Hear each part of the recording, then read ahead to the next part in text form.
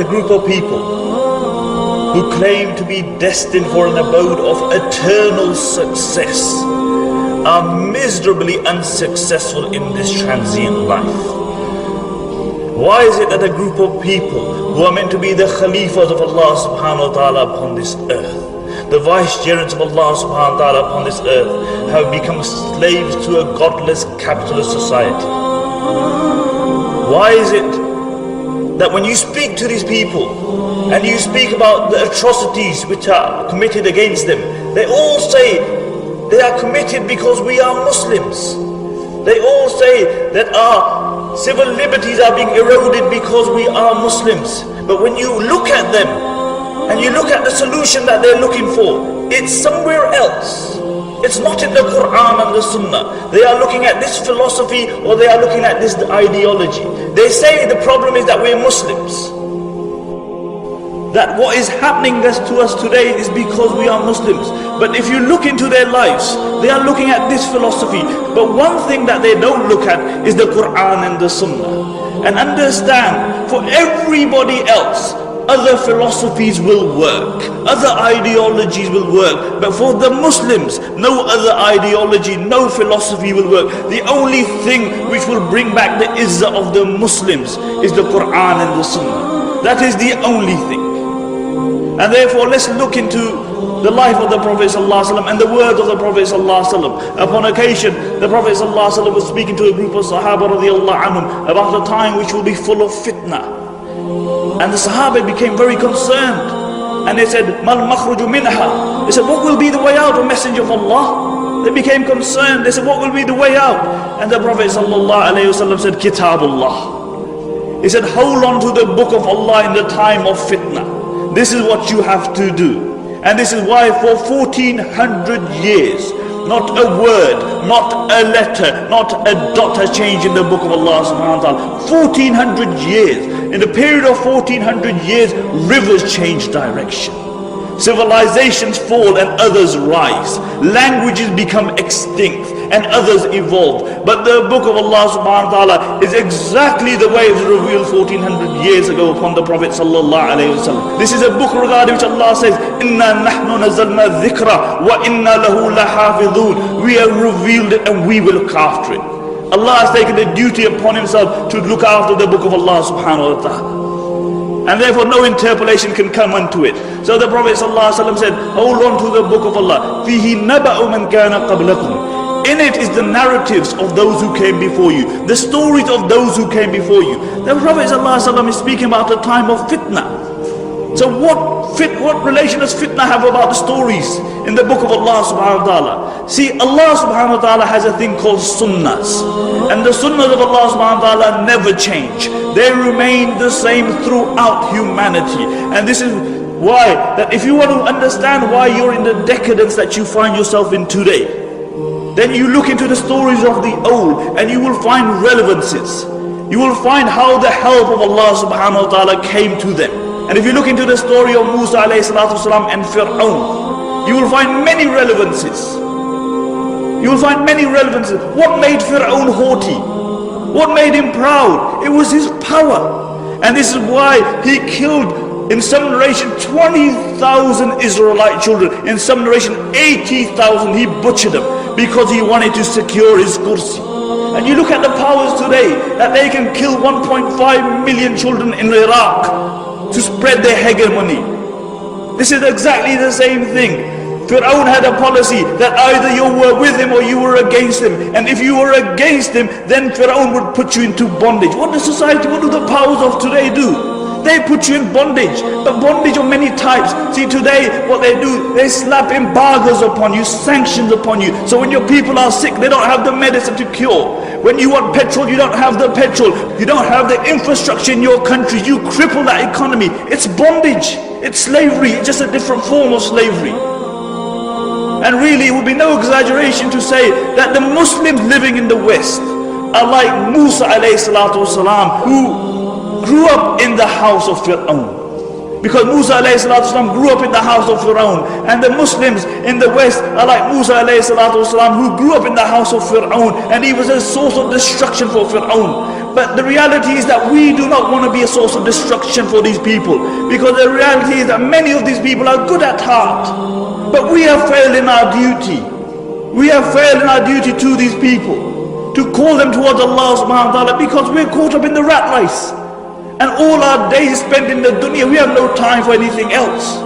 We are the ummatis of a man sallallahu alayhi wasallam, after who no other prophet will come. And therefore the duty of propagating this deen is upon our shoulders. And you look into the seerah of the Prophet ﷺ, for 40 years, even before prophethood, the Prophet ﷺ won the hearts and the minds of the mushrikeen. And this is why when he stood up on the mountain of Safa and he said, if I was to tell you that there is a group of an army who are ready to attack you, would you believe me? And in one voice they all said, indeed we are ready to believe you, because we have always found you to be Ameen, we have always found you to be Sadiq. When the mushrikeen would have given an example of a person who had an upright character amongst them, they would say, look at Muhammad sallallahu alayhi wasallam. And even then, with his upright character, they turned away. Even then. And you look at our state, we want the dunya to convert, but look at ourselves, look at our state. We are regarded by the rest of humanity as the most self-righteous, self-conceited, whinging group of people on the face of this earth, because we are always blaming other people for our decadence that we find ourselves in. And the reality is that we need to have a proactive approach. We need to put our energies back into society. We need to change ourselves, because if we can't change ourselves, there's no way that we're going to revolutionize the dunya.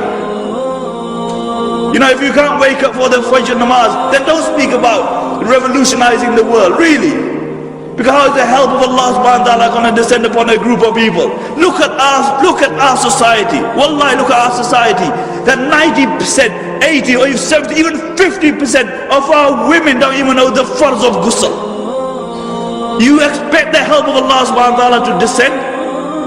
We have sisters, we have cousins who don't even know the farz of Allah, of ghusl. They are mothers, they are wives.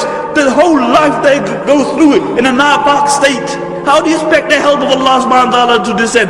The entire life they go through their life, and the only time they become pak is the day they die and they are given ghusl.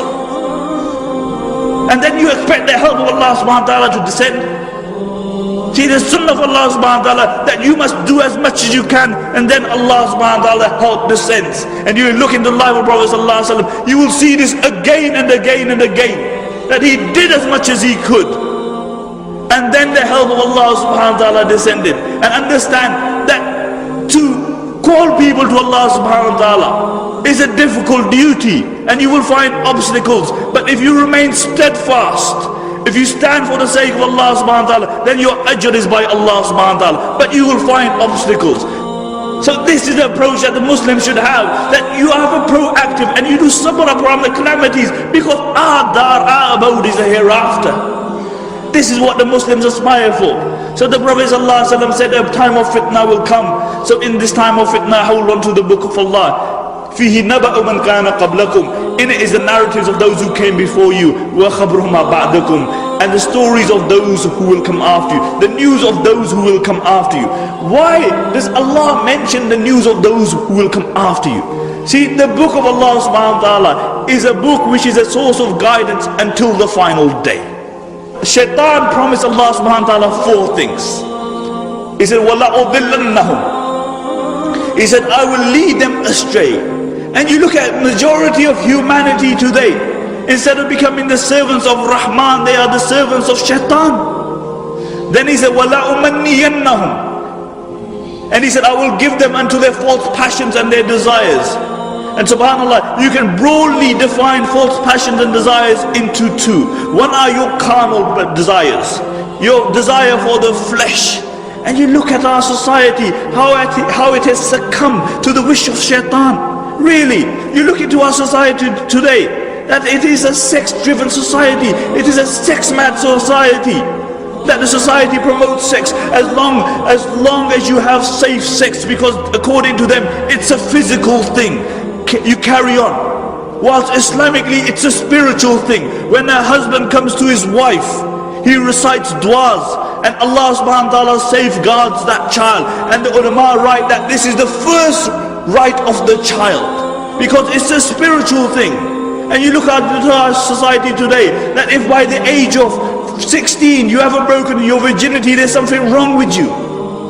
This is what society promotes. Although a real man is not him who goes with the flow, a real man who can stand up for the sake of Allah subhanahu wa ta'ala, who can stem the tide of society, because he believes that he's going to stand in front of Allah subhanahu wa ta'ala. And this is why out of the 7 people who will be under the shade of Allah subhanahu wa ta'ala on the day of judgment, will be that young man, Nasha'a fi ibadatillah, who grew up in the worship of Allah subhanahu wa ta'ala. He will be under the shade of Allah subhanahu wa ta'ala.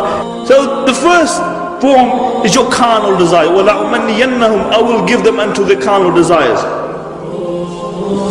The second, that shaitan will delude you in believing into false aspirations of this dunya.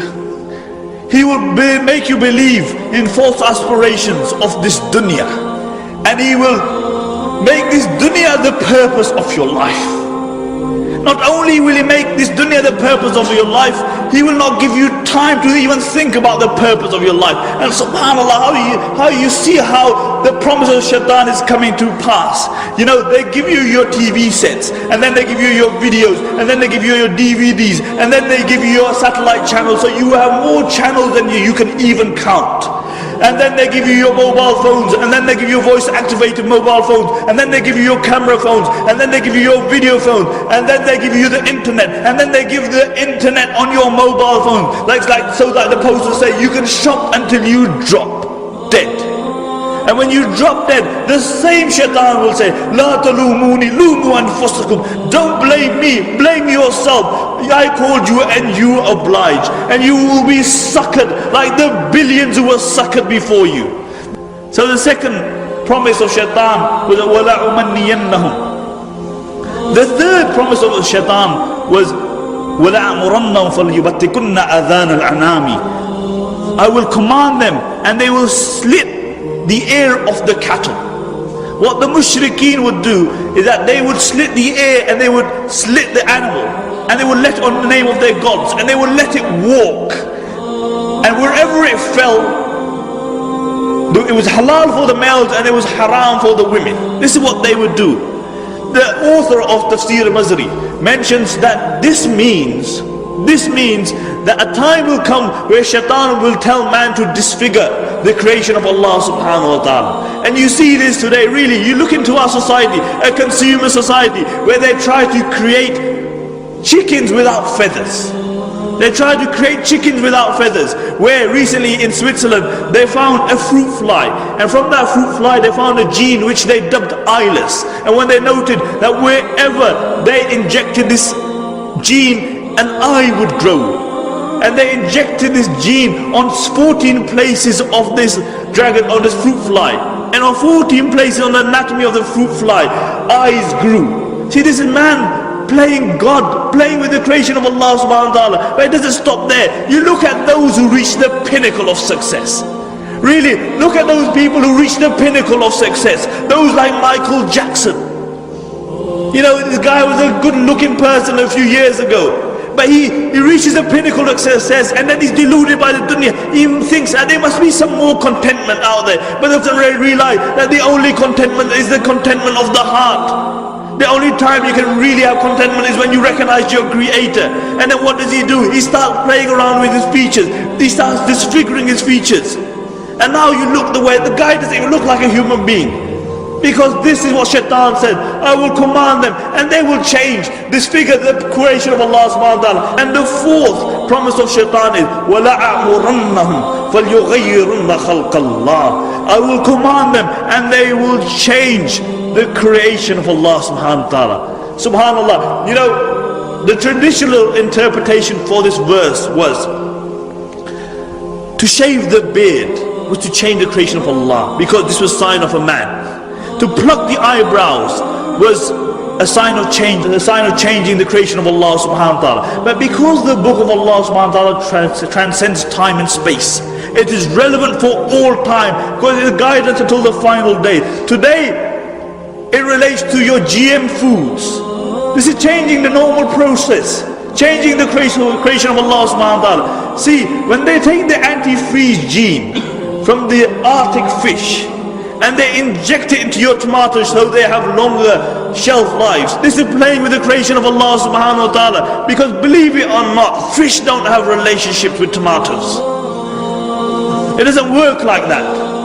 This is GM food. You're playing with the creation of Allah subhanahu wa ta'ala. And this was the fourth promise of Shaitan. And you see it coming to pass today. What greater change could there be? That a man becomes a woman and a woman becomes a man. And Shaitan says, I will command them and they will change the creation of Allah subhanahu wa ta'ala. And then the Prophet ﷺ said, hold on to the book of Allah. فِي نَبَأُ مَنْ كَانَ قَبْلَكُمْ وَخَبْرُ مَا بَعْدُكُمْ وَحُكْمُ مَا بَيْنَكُمْ. And the book of Allah subhanahu wa ta'ala is a hukum between you. It is a thing which passes verdict between you.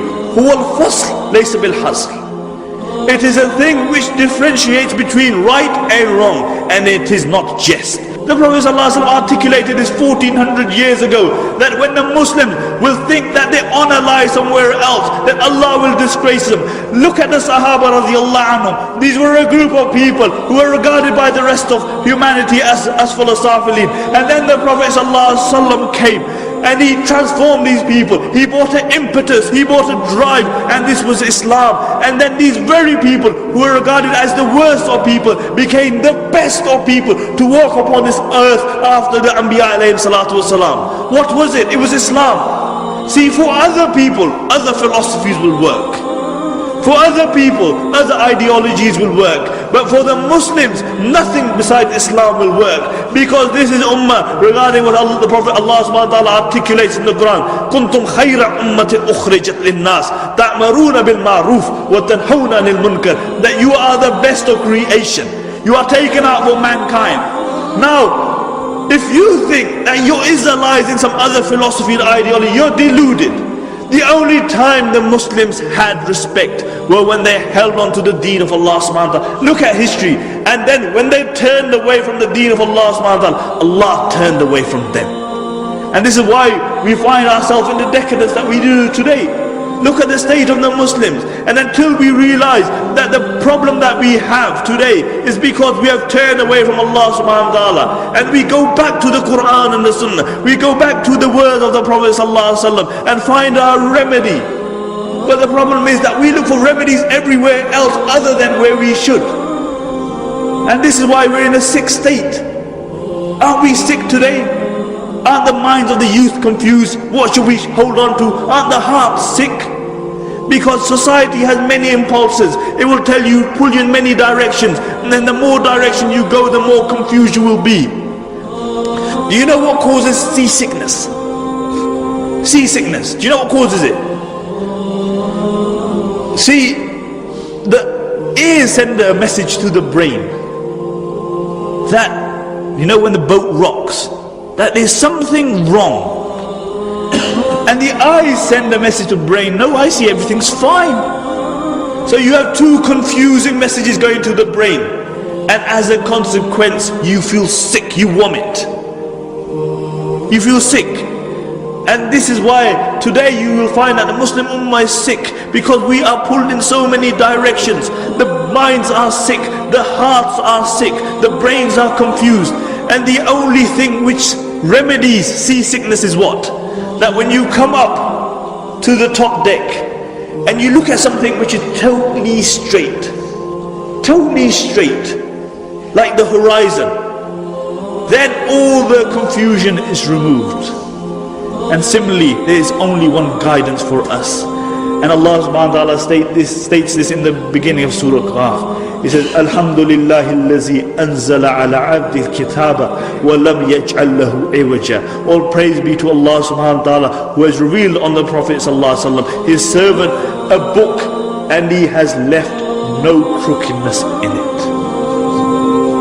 And until we return to a book which has no crookedness, we will remain in the confusion that we find ourselves in today. May Allah subhanahu wa ta'ala make us from amongst those who follow the sunnahs of the Prophet sallallahu alaihi wasallam.